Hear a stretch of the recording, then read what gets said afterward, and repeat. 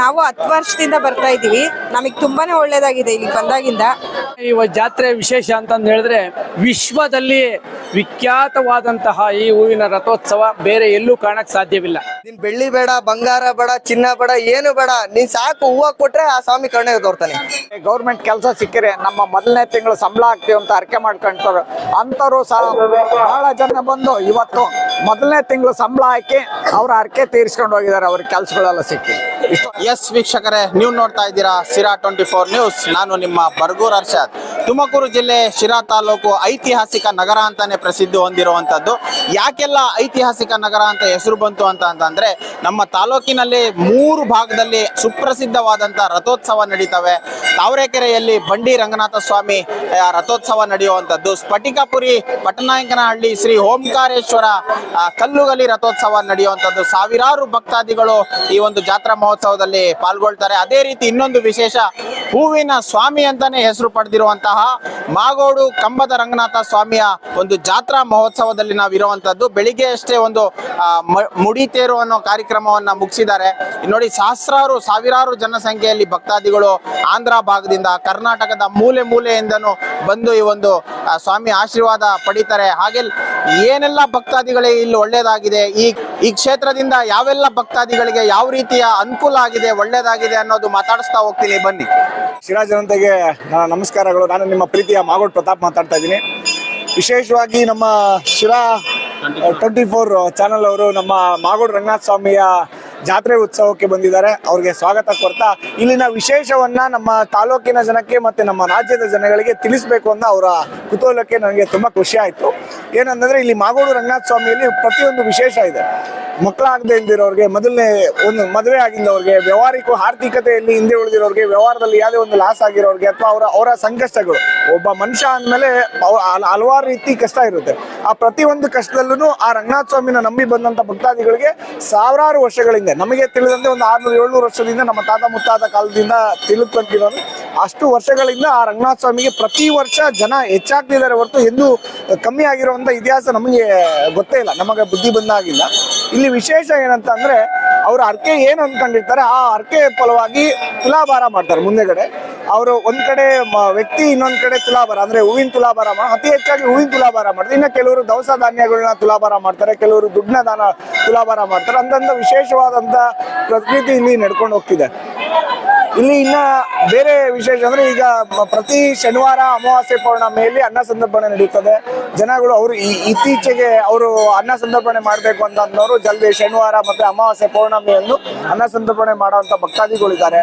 ಇಲ್ಲಿ ಇನ್ನ 8 ದಿನ ಅಂದ್ರೆ ಮೊನ್ನೆ ಶುಕ್ರವಾರದಿಂದ ಬರೋ ಶನಿವಾರದವರೆಗೂ ಜಾತ್ರೆ ಕಂಟಿನ್ಯೂಸ್ ಆಗಿ 8ರಿಂದ 9 ದಿನ ಜಾತ್ರೆ ನಡೆಯುತ್ತೆ. ಶನಿವಾರ ಮರ್ಪೂಜೆವರೆಗೂ ವಿಶೇಷವಾಗಿ ಜಾತ್ರೆ ನಡೆಯುತ್ತೆ. ಎಲ್ಲಾ ಭಕ್ತಾದಿಗಳು ನಮ್ಮ ಶಿರಾ ಜನತೆ ಮತ್ತೆ ಅಕ್ಕಪಕ್ಕದ ರಾಜ್ಯದಿಂದ, ಆಂಧ್ರ, ತಮಿಳುನಾಡು, ಬೆಳಗಾಂ, ಈ ಕಡೆ ನಮ್ಮ ಕರ್ನಾಟಕದ ಕೊನೆ ಬಾರ್ಡರ್ ಬೆಳಗಾಮಿಂದ ಎಲ್ಲ ಬಂದಿರುವಂತ ತುಂಬಾ ಜನ ಇದ್ದಾರೆ. ತುಂಬಾ ಸಾಕಷ್ಟು ಲಕ್ಷಾಂತರ ಜನ ಬೆಳಗ್ಗೆಯಿಂದ ದರ್ಶನ ಪಡೆದು ಹೋಗಿದ್ದಾರೆ.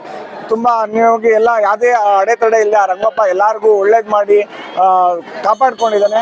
ಜನಗಳು ಅದೇ ರೀತಿಯಲ್ಲಿ ಎಲ್ಲ ಸಹಕರಿಸಿ ಪ್ರತಿ ವರ್ಷನೂ ಇನ್ನ ಹೆಚ್ಚಿನ ಸಂಖ್ಯೆಯಲ್ಲಿ ಬನ್ನಿ.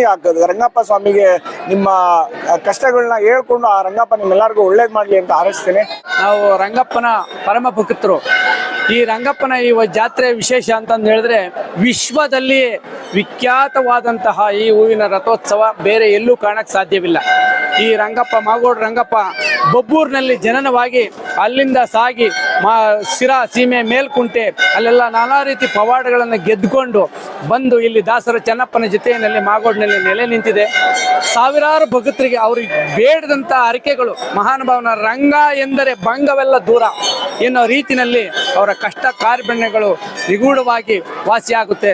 ಆದ್ದರಿಂದ ಯಾವ ಮನುಷ್ಯನಿಗೆ ಏನೇ ತೊಂದರೆ ಇದ್ರೂ ಕೂಡ ಸಹ ಆ ಮಹಾನುಭಾವರು ಬಂದು ಪರಮಾತ್ಮ ರಂಗ ಅಂತಂದು ಹೇಳ್ಬಿಟ್ಟು ಹೂವಿನ ಒಂದು ಅರಿಕೆ, ಹೂವೇ ಆ ಮಹಾನುಭಾವನಿಗೆ ಆಹಾರ, ಈ ರೀತಿಯಾಗಿ ಅರಿಕೆಗಳನ್ನು ಹೊತ್ಕೊಂಡು ಹೋದ್ರೆ ಎಲ್ಲ ಕಷ್ಟ ಕಾರ್ಪಣ್ಯಗಳು ಕೂಡ ದೂರವಾಗಿ ಅವರ ಮನೆಯಲ್ಲಿ ಲಕ್ಷ್ಮಿ ಸಮೃದ್ಧಿಯಾಗಿ ನೆಲೆಸ್ತಾಳೆ ಅನ್ನೋ ಒಂದು ನಂಬಿಕೆಯಿಂದನ ಈ ಪುಣ್ಯಕ್ಷೇತ್ರಕ್ಕೆ ಬಂದು, ಪವಾಡ ಪುಣ್ಯಕ್ಷೇತ್ರ ಮಾಗೋಡು ಕ್ಷೇತ್ರ, ಈ ಕ್ಷೇತ್ರಕ್ಕೆ ಬಂದು ಅರಿಕೆಯ ರೂಪದಲ್ಲಿ ಸಲ್ಲಿಸಿ ಆ ಸ್ವಾಮಿಯ ಕೃಪೆಗೆ ಪಾತ್ರರಾಗಿ ಹೋಗ್ತಾರೆ. ಸರ್, ನಾವು 58 ವರ್ಷ, ನಮಗೆ 58 ವರ್ಷದಲ್ಲಿ ನಮ್ಮ ಜೀವಮಾನವನ್ನೆಲ್ಲ ಕೂಡ ಸಹ ಇಲ್ಲಿಯೇ ಕಳೆದಿದ್ದೇವೆ. ಚಿಕ್ಕಂದಿನಿಂದಲೂ ಸಹ ಇಂಥವರೆಗೂ ಈ ಮಹಾನ್ ಭಾವನನ್ನೇ ನಂಬಿ ಬದುಕ್ತಾ ಇದ್ದೀವಿ ಸರ್.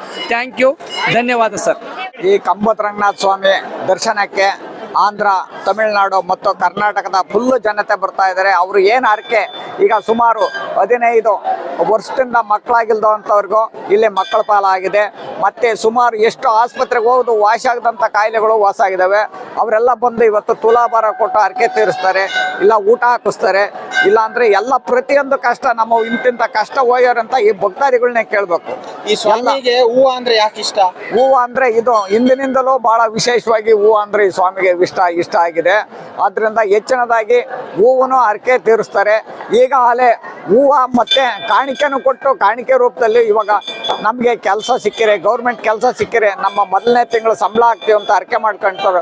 ಅಂಥವ್ರು ಸಹ ಬಹಳ ಜನ ಬಂದು ಇವತ್ತು ಮೊದಲನೇ ತಿಂಗಳು ಸಂಬಳ ಹಾಕಿ ಅವ್ರ ಹರಕೆ ತೀರಿಸ್ಕೊಂಡು ಹೋಗಿದ್ದಾರೆ. ಐತಿಹಾಸಿಕ ಪ್ರಸಿದ್ಧಿ ಶ್ರೀ ಕಂಬದ್ರಂಗನಾಥ ಸ್ವಾಮಿ ಮಾಗೋಡು ಹೂವಿನ ರಥೋತ್ಸವಕ್ಕೆ ಯಶಖಂಡಕ್ಕೆ ಹೆಸರುವಾಸಿಯಾಗಿದೆ.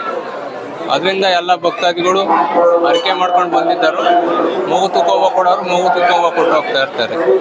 ಬೇರೆ ಅಕ್ಕಿ, ಬೆಲ್ಲ, ಬೇಳೆ ಈ ಥರ ಇತ್ಯಾದಿ ಧನ ಸಹಾಯ ಎಲ್ಲ ಮಾಡ್ತಾರೆ.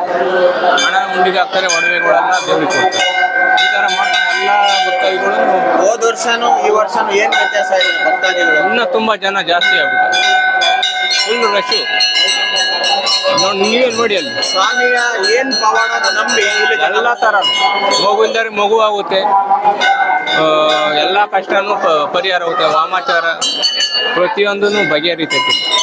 ನಾವು ಆಗ್ಲೇ 3-4 ವರ್ಷದಿಂದ ಬರ್ತಾ ಇದೀವಿ. ಈ ದೇವ್ರು ನಮ್ಗೆ ಹಂಗೆ ಚೆನ್ನಾಗಿ ಕಾಪಾಡೈತೆ, ಚೆನ್ನಾಗಿ ಕೈ ಎತ್ತೈತೆ. ಅದಕ್ಕೋಸ್ಕರ ನಾವು ವರ್ಷನೂ ಬರ್ತಾ ಇದ್ದೀವಿ. ನಾನು ಚಿತ್ತೂರು ಜಿಲ್ಲೆಯಿಂದ ಬರ್ತಾ ಇದ್ದೀನಿ. ಈ ದೇವಸ್ಥಾನಕ್ಕೆ ಬಂದಿದ ಮೇಲೆ ಚೆನ್ನಾಗಿ ಅನುಕೂಲವಾಯಿತು.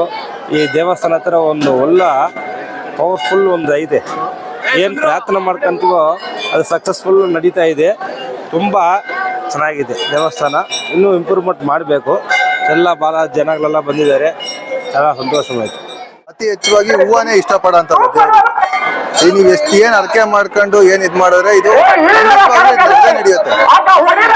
ಇತಿಹಾಸ ಪ್ರಸಿದ್ಧವಾಗಿರೋದ್ರಿಂದ ತುಮಕೂರು ಜಿಲ್ಲೆಯಲ್ಲಿ ನಡೆಯುತ್ತೆ. ತುಂಬಾ ವಿಶೇಷವಾಗಿದೆ ಜಾತ್ರೆ ಇದು. ಇವತ್ತು ನಾವು ಈ ಮಾಗೋಡ್ ಕಂಬದ ರಂಗನಾಥ ಸ್ವಾಮಿ ಜಾತ್ರೆಗೆ ಬರ್ತಾ ಇದೀವಿ ಅಂದ್ರೆ ಇದು ನಮ್ಮ ಏಷ್ಯಾದಲ್ಲಿ ಅತಿ ದೊಡ್ಡ ಹೂವಿನ ತೇರು ಅಂತ ಪ್ರಸಿದ್ಧಿ ಆಗಿರ್ತಕ್ಕಂಥದ್ದು. ಇವತ್ತು ನಮ್ಮ ಇಂಡಿಯಾ, ಕರ್ನಾಟಕ ಏನೇ ಇರ್ಲಿ ಅದಕ್ಕೆ ನಂಬರ್ 1 ಹೂವಿನ ತೇರು ಅಂದ್ರೆ ನಮ್ಮ ಮಾಗೋಡ್ ರಂಗನಾಥ ಸ್ವಾಮಿನೇ. ಇದು ಮೂಲ ಬಂದು ಹಿರಿಯೂರು ಬಬ್ಬೂರು ಗ್ರಾಮ ಅಂತ, ಅಲ್ಲಿಂದ ಇಲ್ಲಿಗೆ ದಾಸ ಚೆನ್ನಪ್ಪನ ವಂಶಸ್ಥರಿಂದ ಇಲ್ಲಿ ಮಾಗೋಡಿಗೆ ಬಂದು ನೆಲೆಸಿದ್ದು. ಅಲ್ಲಿಂದ ಇವತ್ತಿನವರೆಗೂ ಏನ್ ಮಾಗೋಡ್ ಕಂಬದ ರಂಗನಾಥ ಸ್ವಾಮಿ ಭಕ್ತವೃಂದ ಹೆಚ್ಚಾಗ್ತಾನೆ ಇದೆ ಹೊರತು ಕಮ್ಮಿ ಆಗ್ತಾ ಇಲ್ಲ.